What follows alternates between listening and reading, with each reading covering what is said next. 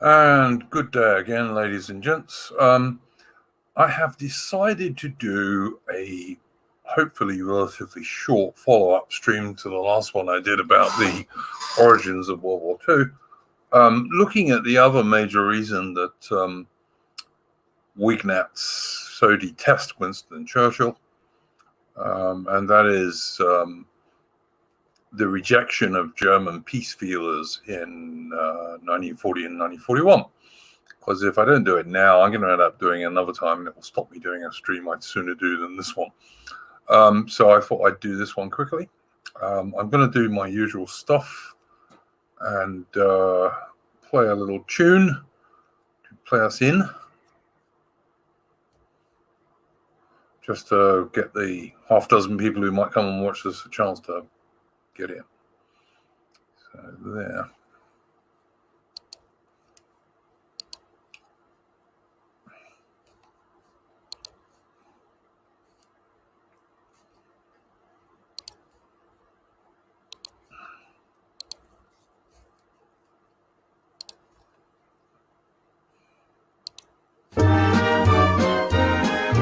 Who do you think you are kidding, Mr. Hitler, if you think we're on the run?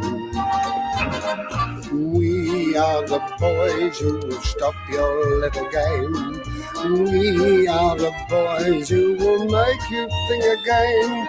'Cause who do you think you are kidding, Mr. Hitler, if you think old England's done?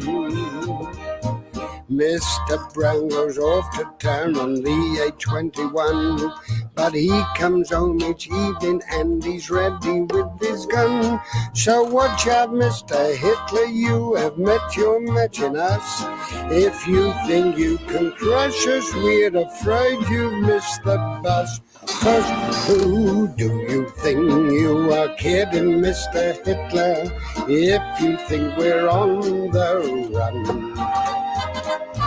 We are the boys who will stop your little game. We are the boys who will make you think again. 'Cause who do you think you are kidding, Mr. Hitler, if you think old England's done?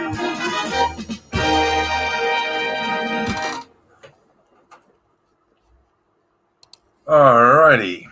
Okay, now one of the major reasons that the Whignats and Natox, etc., detest Winston Churchill is that he rejected German peace feelers in 1940 and 1941. And I think that's worth looking at. Because Britain had unnecessarily, in my view, made Italy an enemy, particularly Anthony Eden, who is not a chap who I am very fond of. Any peace with Germany in 1940 or 1941 would certainly have included the loss of Malta, which was a British colony, would almost certainly have included the loss of British Somaliland, which was another British colony, could have included the loss of Egypt and the Sudan, likely might have included the loss of Gibraltar because of Franco, and could even have included the loss of such an intrinsic part of Britain as the Channel Islands, which the Germans occupied. That would have been a huge loss of British territory. It would have also meant the Royal Navy entirely abandoning the Mediterranean. So I'm not entirely clear that would have been some sort of fair British peace treaty for them to have signed with Germany in 1940. You have to remember, as a background to this, that, as I said in the last video, the Royal Navy and the Norwegians between them had sunk somewhere between a quarter and a third of the German surface fleet in the Norwegian campaign.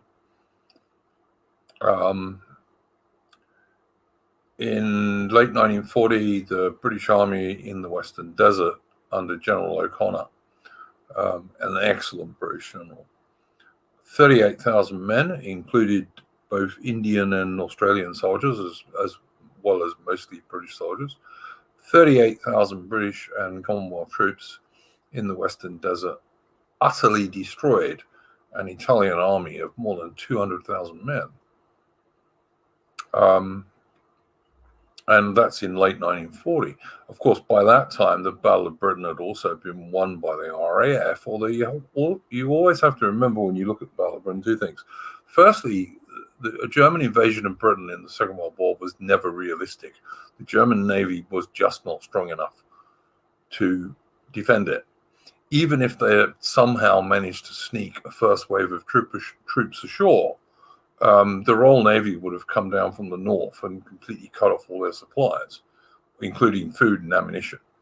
And any German forces landed would have been eventually defeated. The German invasion in 1940 was a complete impossibility. Churchill played it up for propaganda reasons. And Hitler played it up for propaganda reasons with his supposed Operation Sea Lion. But it was never realistically something the Germans could do. It was impossible, basically. It would have just been a way for German troops to be killed. You also got to look at, in 1941, the Royal Navy used their aircraft carriers to raid the Italian naval port of Taranto and sank or severely damaged and disabled half the Italian major heavy units. Britain wasn't actually losing the war. I'm not quite sure how anyone thinks they were in that sense. Now, you'll also get the Wignats will constantly tell you that Hitler stopped the German panzers in 1940 so the British could escape at Dunkirk, which is bullshit, like so much of what they say. The German panzers were stopped in 1940 because the German panzer generals told Hitler they needed to stop and do maintenance and work on their tanks. There's loads and loads of evidence of this. And also the Germans, because they were a continental land power and Hitler was a soldier who had no understanding of sea warfare, whatever, they didn't understand that because the Royal Navy was as strong as it was, that he actually could go across to Dunkirk and in the face of the German air power could evacuate the vast majority of the British Army and also quite a lot of French and Belgian troops, incidentally, many of whom were later just returned to their countries because that's what they wanted to do. It was not, Hitler let the British Army get away at Dunkirk. That's absolute bullshit. And also it's bullshit to assume, as many people do, that like the British Army was evacuated by all these guys in little boats. It wasn't. It was evacuated by the Royal Navy. What the guys in little boats did, and they were very brave, don't get me wrong, what they did was they ferried them out to Royal Navy warships and to transports under the command of the Royal Navy that took them back to the UK. They picked them up off the beaches because big ships obviously couldn't go into a beach. But for the most part, the evacuation was done by the Royal Navy. It was controlled by the Royal Navy, and it was an extremely efficient operation known as Operation Dynamo.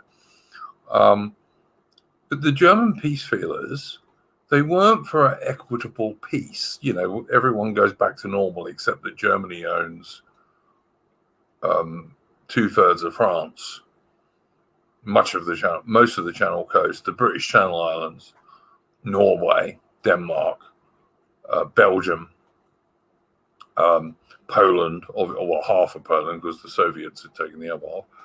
It wasn't that kind of thing at all. A peace treaty with Germany in 40 or 41 would have resulted in the British losing a lot of territory and a lot of prestige and a certain amount of power. So I just don't understand how the Wignat guys say, oh, yeah, Britain should have accepted peace. Well, yeah, okay, if they were defeated power, but wasn't a defeated power in 1940 or 1941. And Germany had no realistic prospect whatever of invading the UK? None. I mean, look what happened to the Bismarck. Bismarck and the heavy cruiser Prinz Eugen, they went out to do a raid.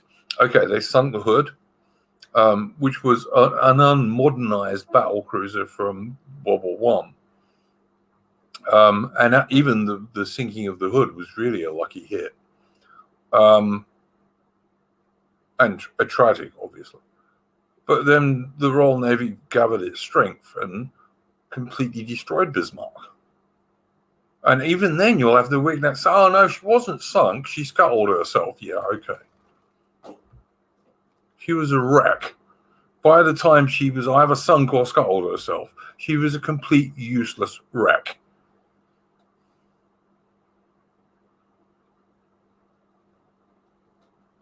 And the Royal Navy had already sunk the pocket battleship Graf Spee at the Battle of the River Plate.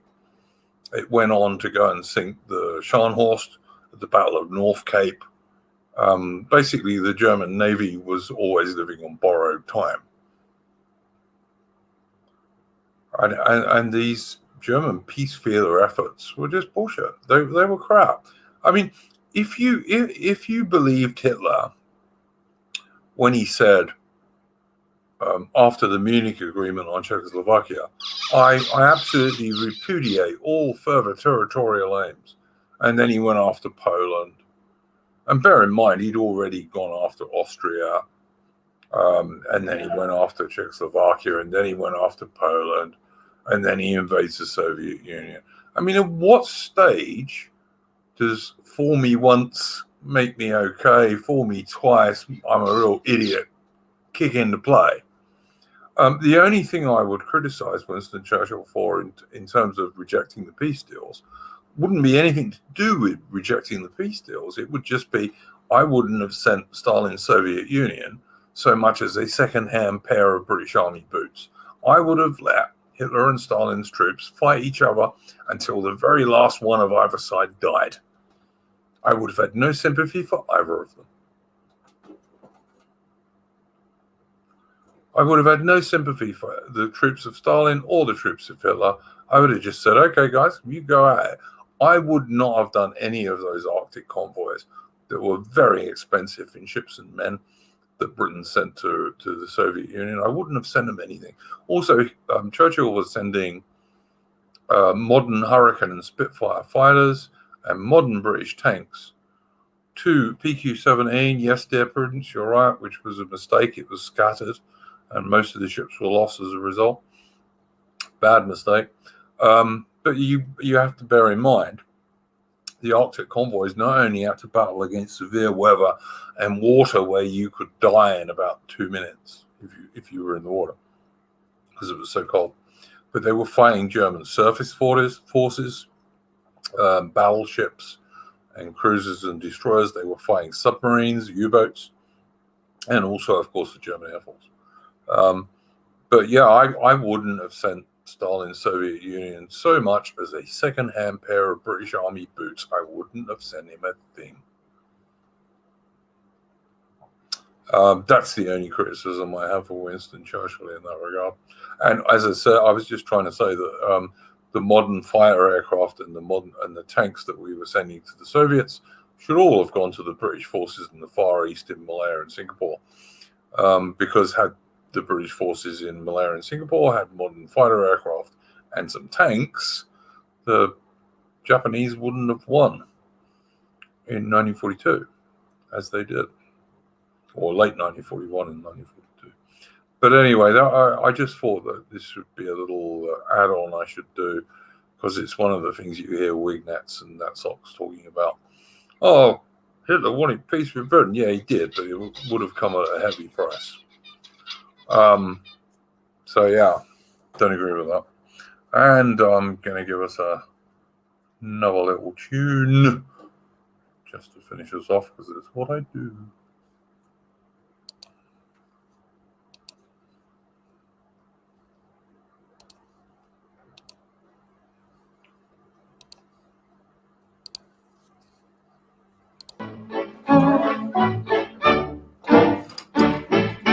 On the farm Every Friday on the farm is rabbit pie day. So every Friday that ever comes along, I get up early and sing this little song. Run, rabbit, run, rabbit, run, run, run.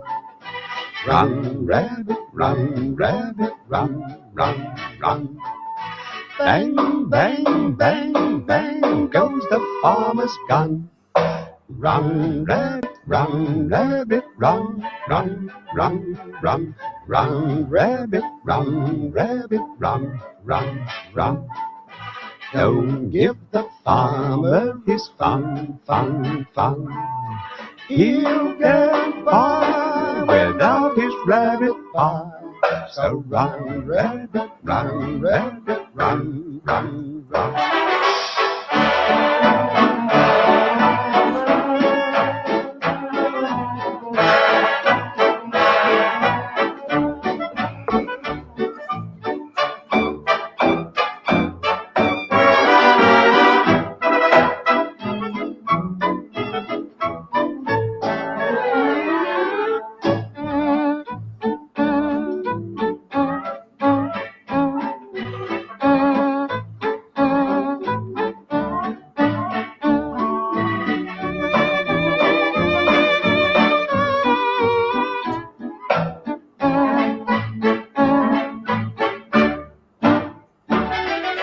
Run, rabbit, run, rabbit, run, run, run, run, rabbit, run, rabbit, run, run, run. Bang, bang, bang, bang goes the farmer's gun. Run, rabbit, run, rabbit, run, run, run, run. Run, rabbit, run, rabbit, run, run, run. Don't give the farmer his fun, fun, fun.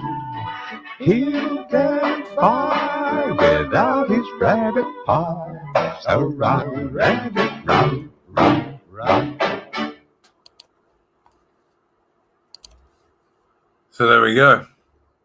And I think you could argue the rabbit in this situation was Adolf Hitler and his damn silly two from war. Okay. Good day, ladies and gents.